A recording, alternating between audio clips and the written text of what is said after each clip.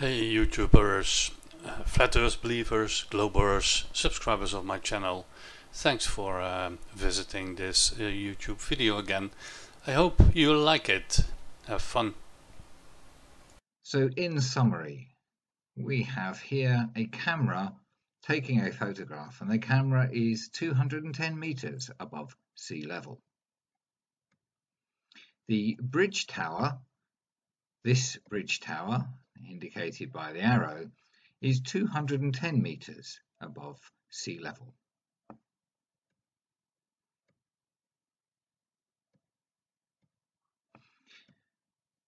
Here is a line drawn across the screen level with the top of that tower. And because the camera is at 210 meters and the bridge tower top is also at 210 meters, this means that everything below the red line must be less than 210 meters above sea level. But only if the Earth is flat.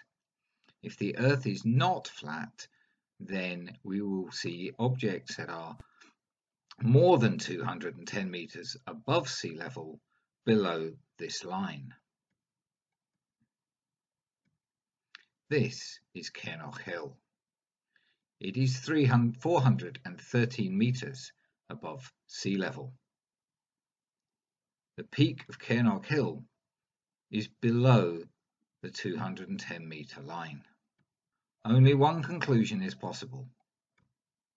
Earth is not flat. Hello, Flat Earth researchers, debaters and debunkers. This video by Miles Davis claims that Flat Earth is dead because he can apparently see 1,000 meters or more of curvature, and claims that this observation is impossible if the Earth is flat. And it ends with a challenge to prove him wrong, which I'm going to do in this and show the deception involved. Whether that deception is deliberate or accidental, I don't know, but of course perspective is the main thing, the main issue here. So let's have a look at what's happened. So here we have this shot, and what he's claiming is that he is at a height equal to the top of the tower on that bridge, which is 210 meters. So he's claiming to be at the same height, 210 meters, as the top of this tower. And the hills in the background are at least 500 meters tall, and so according to him they should appear higher than the top of that tower. Of course, we all know that perspective makes things appear shorter and shorter over distance, so this is really right off the bat a normal view that we would see on a flat Earth. Here he's made a comparison with a side-on view showing his observation point here and the tower on the bridge, which is about 45 kilometers away, and then another 45 kilometers away we have these large hills. And so he's showing what he should be seeing. He should be seeing, he should be in line. Okay, if the camera's eye level is in line with the top of this tower, we should see that the hills remain higher than the top of the tower from that particular perspective. Fair enough? Okay. What he does then is go on to make a comparison, which is a very good example of perspective.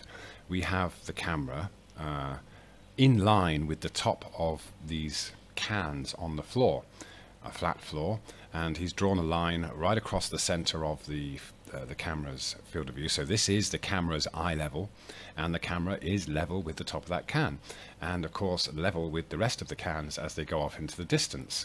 So yes, everything lines up perfectly because they are all the same height, and the camera is level and centered with the top of the cans. Great example. We'll come back to that in a minute. So of course he's comparing that to this. Here we go. This is I think a zoomed out shot. He's showing the heights of the hills. They're 500 or so meters tall, yet they appear shorter than this tower in the foreground, which is 210 meters. And again, he's claiming to be at the same height as the top of that tower. but we can, and then he goes through to very, scientifically, it all looks very good. We've got the curvature calculator in there to show us where the distances are, etc., etc.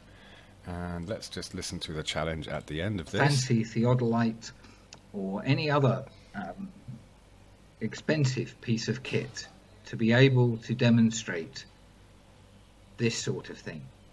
And I challenge any flat earther who has made it to the end of this video to do two things. Firstly, explain how this observation is possible on a flat earth. He admits that he didn't use any expensive equipment, didn't really level everything correctly, just used a normal camera with a standard zoom, and the challenge is to show how this is possible on a flat earth. So let's have a look at the deception going on in these images. This is one of the first shots, and it's zoomed in, I believe, claiming that the camera height is 210 meters, the same height as the top of this tower, and that the hills are 500 meters high. They're in the background and they appear lower. So this is apparently impossible if the Earth is flat. And you can see just with your eyes that the camera isn't in line with the tops of those towers. It's either tilted or just simply not at the same height. If it is, this zooming in has created a larger gap, and we can see here I put a blue line across the center of the image, which is so it shows that the camera is actually angling up. It's pointing up, even if it is in line with the top of that tower. It's not looking directly at the top of the tower. So this will make a difference to the parallax of the hills in the background. Well, has nothing to do with parallax, certainly not at that distance, but I'm going to show you. First thing, how much curvature drop do we need? Well, at that distance, about 300, what was it, meters? So, maybe 400 meters? So what if this camera is level? Then what I need to see is a drop of the mountains. That is obvious. What you are looking at here is the curvature drop at that distance. It has nothing to do with whether he was aiming at the right direction. He could have aimed at that point of the tower. That would not change anything, as I will show you, because tilting the camera once you are at that altitude of 221 meters equal to that tower, tilting the camera to a point where the hills are totally below here or totally below there will not change that view at all at that distance, not even if you do it close by. But the first thing is, he does level his camera, but what you see is the curvature drop. And I will show you in a small demonstration, if you do it on the flat plane, that tilting the camera does not change anything, as you will try to prove otherwise first by a fraudulent move. And here we see that he's drawn this red line across the top of the towers, again stating that the camera is in line with the top of the towers. Yet if it were, then this red line would be in the center of the image, like where this blue line is that I've drawn in the center of the image. So you can see that the camera is not pointing directly, or it's not level, it's not pointing directly at the top of the tower. And then we have, this is great. This, as I said, this is a good example of perspective, with the camera's eye level right in the middle there, drawn with a red line by Miles, representing the camera's eye level, and he's placed it level, and of course then the tops of the other cans do line up with this one, because they are all at the same height, and the camera is level and looking along that line of sight. So really, this is where we should see that line in the other images of the towers and the hills, there should be dead center, and then everything would line up. Of the lighters, which are all the same height, and what I did here was at the end of that row I put a lighter, I raised it up so it's physically higher than the other lighters, and as we move along the row we'll see obviously these horizontally they all appear to be the same height except the one at the end, which is higher. And when we line the camera up at the same height, the camera's eye level is at the same height as the lighters, then they are all in line except for that one that is physically higher. It still appears physically higher because of our height, because of our eye level being at the same level as the lighters. But when we bring the eye level down below the tops of the lighters, we can see that the lighter at the end now appears to be shorter than the lighters in front of it, simply because we lowered our perspective, because our line of sight is not in line with the top of the lighters anymore. Yeah, so we can see that even though the lighter at the end is physically higher than the lighters in front of it, it still doesn't appear to be as high as the lighters in front of it when we look at it from this perspective. Okay, so this is the law of perspective at work, which Miles correctly showed with his cans, but didn't apply properly to the observations he made outdoors. He doesn't understand perspective. He doesn't understand how a camera works. Let's have a look at this. We see we're pretty much in line with these laundry holders, or how do you call that in English? Let's put the knife in the center of the picture, and now his claim is that the hills far away would change in perspective, or the line would change if the camera is not leveled out. And my claim is it doesn't matter, because the light is entering the lens, and whether the lens is all the way up or all the way down, the top of these little pieces of wood always stay exactly in line, because that is how the light of all these points hits the lens of the camera. So the fact that Miles did not have the center of his towers of the bridge in the center of the picture has nothing to do, does in no way, as you can see, influence how the picture gets to your sensor or to your eyes. So, Phuket, sorry, you're wrong again. You simply didn't line everything up with the claim that you were at the same level as the tower in front of you. And what's also interesting is, for example, we have Wolfie, 6020, a prominent globe Earth defender who claims to be a pilot. Outstanding Miles, great observation and beautifully analysed beyond any doubt. Well, if Wolfie's a pilot, he should be able to tell with his eyes that this shot is not looking directly at the tower. In fact, that's quite frightening that a pilot would not notice something like that. So, you know, with this frankly very inaccurate and deceptive observation and an outright claim that it's impossible if the Earth is flat, we have all these people jumping to praise Miles for his work, and with no constructive criticism whatsoever.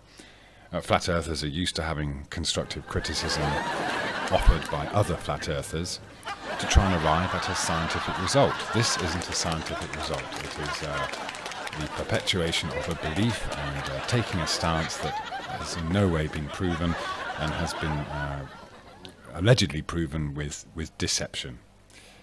One other thing to consider is the distance between these hills, this one on the left and on the right, I'm not sure of the distance, but Miles is claiming that what he's seeing in front of him is evidence of 300 or about 1,000 feet, 300 meters of curvature in front of him over a distance of about 90 kilometers forwards.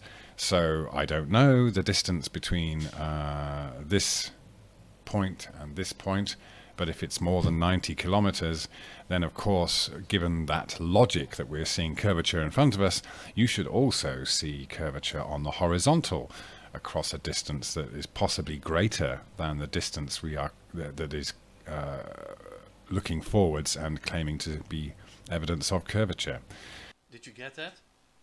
This is such a typical example of building up a straw man and a fallacy. He and flat earthers listen very well. What did he say? He told you that you were looking 90 kilometers far away, allegedly. Huh? He then says something like that because Miles did probably not do his work very well. And then he says, I didn't measure from left to right, but it should be something also like 90 kilometers. And therefore, if we have a drop from front here to all the way back to the hills of a few thousand feet, then he claims, why don't we see the same drop left and right? You should also see curvature on the horizontal across a distance that is possibly greater than the distance we are that is looking forwards and claiming to be evidence of curvature. This is a fallacy and a straw man. First of all, if he had done his homework, he would have seen that Miles actually showed where his location was, where the bridge is, and where the hilltops are. And if you look that up, that distance there on the left, from the most left to the most right hill, is 10-15 kilometers. So Phuket Word is actually fooling you. He is lying through his teeth. He is building up a straw man by saying that he didn't look it up. It is in the video of Miles Davis. Huh? He has seen this. And then he claims it should be also like 90 kilometers. Do you know what that means? 90 kilometers from left to right. That means where my mouse moves now, that distance must be as big as the red lines. Then you have 90 kilometers. You don't. You have like 10, max 15 kilometers. And then the drop is like 10-15 meters left and right. And the question is, can you at a distance of 90 kilometers on a hill that is 500-400 meters high see 5 meters curve when the hill itself is already not straight and moving in all directions? But I might think I've seen the curve somewhere else, and that might be here. As far as I could see, and I have a picture here, I think, of the towers, you would imagine that they're all at the same height. Now I'm basically making the same sort of assumption because I could not find it. I'm not even wanting to.